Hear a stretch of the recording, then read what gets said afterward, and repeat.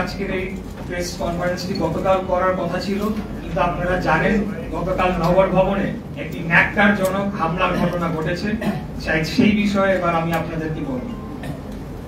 গতকাল হামলার পরিকল্পনা ও বাস্তবায়ন করা হয়েছে স্থানীয় সরকার উপদেষ্টার ঘনিষ্ঠ হিসেবে সুপরিচিত কিছু দুর্নীতিবাজ কর্মকর্তাদের নেতৃত্বে।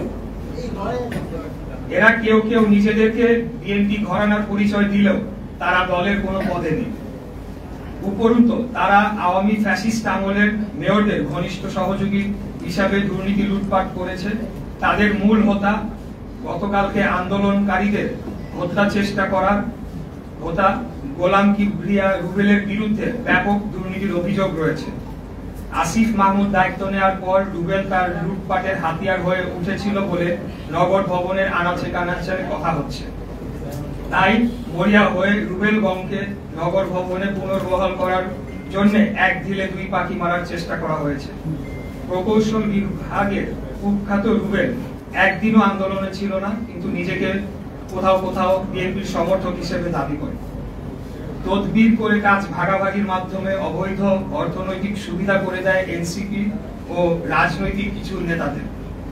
শুরু থেকেই আন্দোলনকারীদের বিরোধিতা সে করেছে এবং গোপন সূত্রে জেনেছি আন্দোলনের এক পর্যায়ে কৃত্রিম গোলযোগ সৃষ্টি করে সেই ডামাডোলের মধ্যে বাংলাদেশের সরকার কর্তৃক ঘোষিত এক শীর্ষ সন্ত্রাসীর মাধ্যমে আমাকে সহ আন্দোলনকারীদের কয়েকজনকে হত্যা পরিকল্পনা করেছিল বা চেষ্টায় ছিল।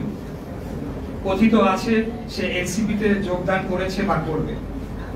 আসিফ মাহমুদ তার বক্তব্য ও কথাবার্তায় লাগাম টেনে ধরে বর্তমানে যে কিছুটা স্থিতিশীল অবস্থা রয়েছে তা বিনষ্ট করবে না বলে আমি আশা করছি এবং কোনো ক্রমে কারো প্ররোচনায় বা নিজ সিদ্ধান্তে আন্দোলনে অংশগ্রহণকারী কর্মকর্তা ও কর্মচারীদের বিষয়ে প্রতিহিংসামূলক পদক্ষেপের চিন্তা ভুল ক্রমে করবে না।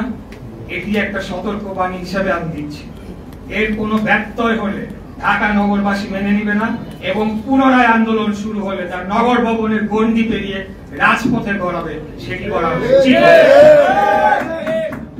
সর্বোপরি আমি ঢাকা নগরবাসী, ঢাকা দক্ষিণের ভোটারগণ, ঢাকা দক্ষিণ সিটি কর্পোরেশনের সর্বস্তরের কর্মকর্তা ও কর্মচারী বৃন্দের প্রতি আমার আজীবন কৃতজ্ঞতা ও একজন রাজনীতিবিদ হিসাবে আনুগত্য পোষণ করছি।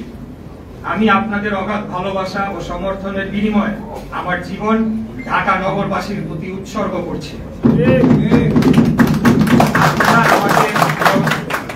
আপনারা আমাকে মেয়র হিসেবে দায়িত্ব দিতে চেয়েছেন, তাই রাজপথে নেমে এসেছিলেন।